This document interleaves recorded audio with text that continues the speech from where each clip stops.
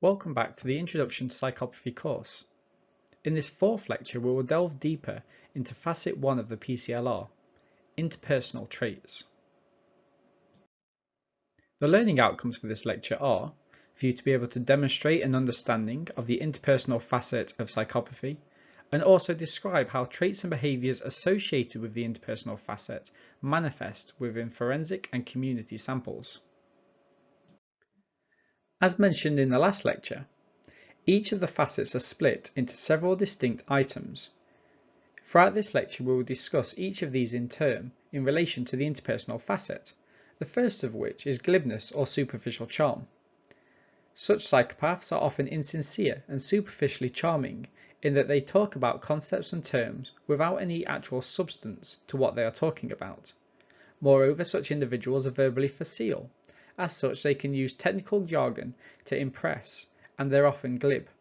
They're fluent but insincere, and the things they say are very shallow in nature.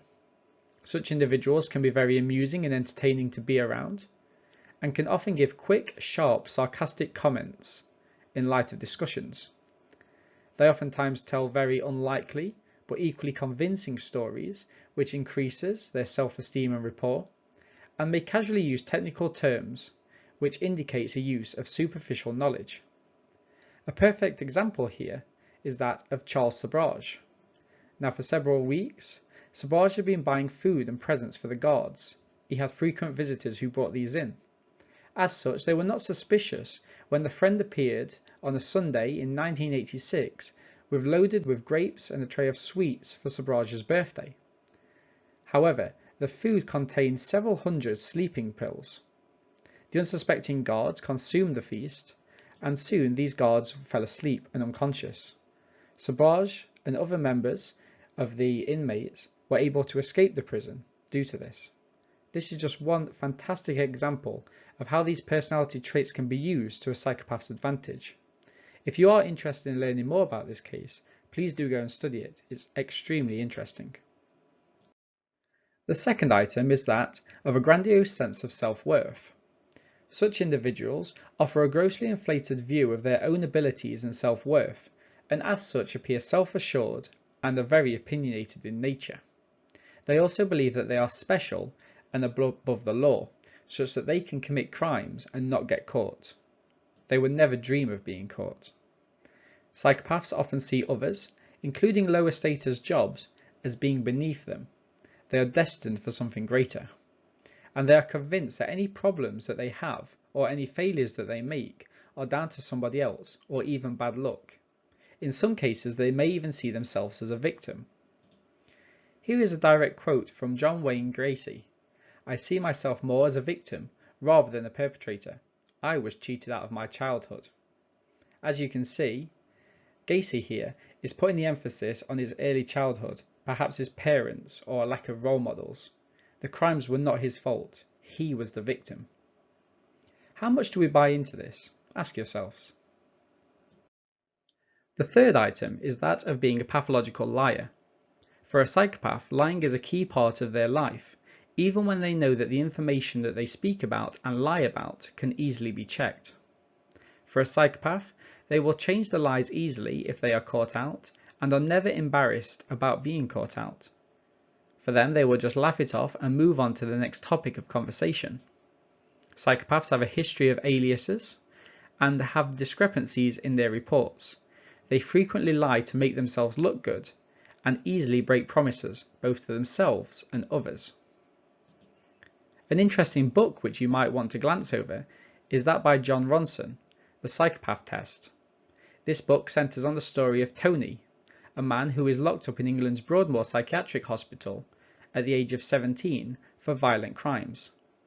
Tovey assumed that if he pretended to be crazy, in quotation marks, he would be sent to a cushy asylum instead of a prison setting. What's interesting is that this book includes several meetings between John Ronson and key psychologists who we talk about within these lectures. However, as a caveat, many of these psychologists spoke out after the release of the book to say that their interactions were exaggerated and not all of the information within the book was true account. The fourth item associated with this facet is that of being cunning and manipulative. Here we see that psychopaths use deceit and deception in their day-to-day lives and are often described as being con men or hustlers. For a psychopath, it is easy for them to talk others into giving them what they want. Think about this as we come back in a couple of lectures' time in terms of talking about being in a parasitic lifestyle.